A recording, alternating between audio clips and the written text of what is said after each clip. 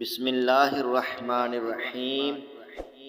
دعاؤں کی قبولیت کا وقت۔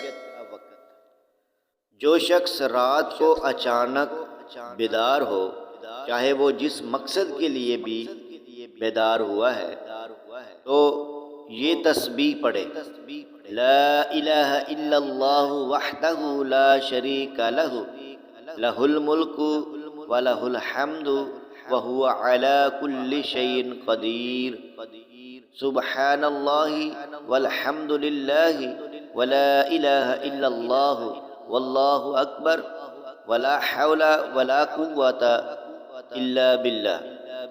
اور اس کے بعد یہ کہے: اللہم اغفر لی۔ اس کے بعد جو دعا مانگی جائے قبول ہوتی ہے، اور اگر وضو کر کے نماز پڑھی جائے تو یہ نماز مقبول ہوتی ہے۔ سبحان اللہ۔